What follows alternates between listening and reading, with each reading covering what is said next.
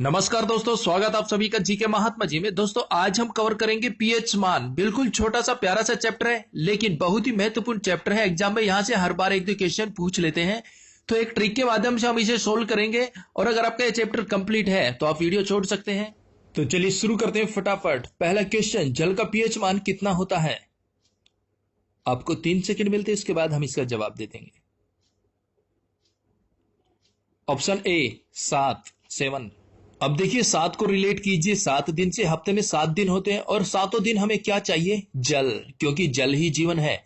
जल के बगैर हम एक दिन भी नहीं रह सकते। तो हफ्ते में 7 दिन हो गए और 7वें दिन क्या चाहिए? जल। तो जल का पीएच मान हो गया 7। नेक्स्ट, नमक का पीएच मान कितना होता है? Option C 7, 7। देखिए जिस तरह से हमें हफ्ते में 7 दिन जल चाहिए था, उसी तरह से हमें नमक भी चाहिए। खाने में डालने के लिए, सब्जियों में डालने के लिए, रोटियों में डालने के लिए नमक बहुत जरूरी है। तो जल और नमक हफ्ते में 7 दिन चाहिए। तो इनका पीएच मान हो गया 7। नेक्स्ट, रक्त का पीएच मान कितना होता है?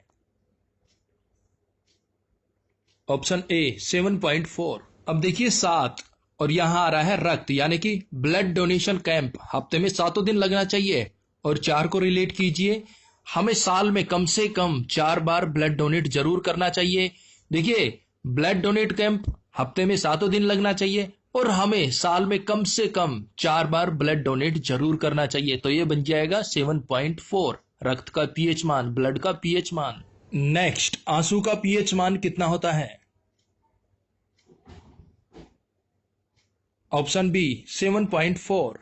देखिए रक्त का और आंसू का पीएच मान सेम होता है 7.4। अब देखिए हमने पीछे बताया आपको, हमें ब्लड डोनेट कैंप हफ्ते में 7 दिन लगना चाहिए और हमें साल में 4 बार ब्लड डोनेट जरूर करना चाहिए। तो उससे क्या होगा, किसी भी पेशेंट को ब्लड आसानी से मिल जाएगा और उसकी आंखों में आंसू नहीं आएंगे।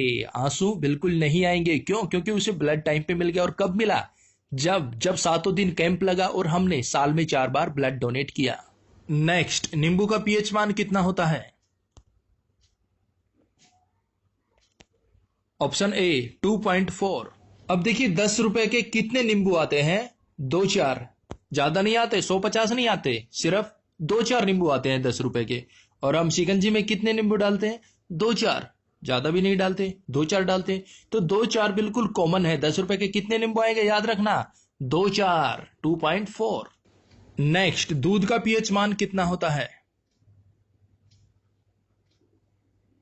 ऑप्शन ए 6.4, ये बन जाएगा 64। और दूध का भाव क्या है? 64 रुपए किलो। दोस्तों ध्यान रखना, दूध का भाव है 64 रुपए किलो। गाय भैंस का जो दूध है वो 64 रुपए किलो मिलता है। और दूध का पीएच मान कितना है? 6.4, यानी कि 64। एग्जाम में दूध का पीएच मान आए तो बता देना, 64 रुपए किलो दूध खरीद के पीता हूं। नेक्स्ट, सिरके का पीएच मान कितना होता है? Option A 3। अब देखिए सिरके में आ रहा है सर। सर यानी कि गुरुजी, मास्टर जी, सर। सर के पीरियड कितने होते हैं क्लास में? 3 पीरियड होते हैं भाई, याद रखना, 3 पीरियड होते हैं सर के। एक दूसरे तरीके से आप ऐसे याद रख सकते हैं, सिर के। सिर यानी कि सर में दर्द हो रहा है। कब से? 3 घंटे से दर्द हो रहा भाई, सर में, सर फट रहा है। तो सिरके का पीएच मान हो गया 3। नेक्स्ट, शराब का पीएच मान कितना होता है? Option D 2.8। अब देखिए 2.8 स्टार्टिंग में आ रहा है 2, यानी कि 2 बंदे ऐसे हैं जो सुबह 8 बजे शराब पीने लग जाते हैं। 2 बंदे ऐसे हैं जो सुबह उठते ही 8 बजे शराब पीने लग जाते हैं और कोई काम धाम नहीं उनके पास। लेकिन सिर्फ 2 ही बंदे हैं ऐसे जो सुबह 8 बजे उठते ही शराब पीने लग जाते हैं और कोई नहीं है, यानी कि 2.8। भाइयों बहनों, मेरा मित्र, शराब घर का नाश होती है, उसे बिल्कुल भी नहीं पीना चाहिए। अरे जूस पीजिए। नेक्स्ट, मानव लार का पीएच मान कितना होता है?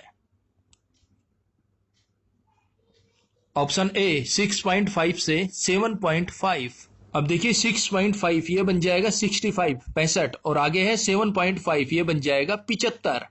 अब देखिए लार। अब चाहे किसी व्यक्ति की उम्र 65 वर्ष हो, चाहे 75 वर्ष हो, अगर उसके सामने रसगुल्ले रख दिए जाए तो उसके मुंह में लार आ जाता है। ऑटोमेटिक उसके मुंह में क्या आ जाता है? लार। फिर चाहे वो 65 वर्ष का हो, चाहे 75 वर्ष का हो। तो लार का पीएच मान हो गया 6.5 से 7.5, यानी कि 65 से 75। नेक्स्ट, समुद्र जल का पीएच मान कितना होता है? ऑप्शन सी 8.5, ये बन जाएगा 85। भाई समुद्र देखना है, चलो। नहीं भाई, यहां से 85 किलोमीटर दूर है और किराया जो है वो भी लगेगा 85 रुपए, तो हम नहीं जा सकते क्योंकि ना तो मेरे पास 85 रुपए है और ना ही मैं 85 किलोमीटर पैदल जा सकता हूं। तो समुद्र जल का पीएच मान हो गया 85 यानी कि 8.5। नेक्स्ट, मानव मूत्र का पीएच मान कितना होता है? ऑप्शन ए 4.8 से 8.4। अब देखिए 4.8 का बन जाएगा 48 और 8.4 का बन जाएगा 84। अब देखिए 48 घंटे कितने हो गए? 48 घंटे में 24 दूनी 48, 2 दिन हो गए।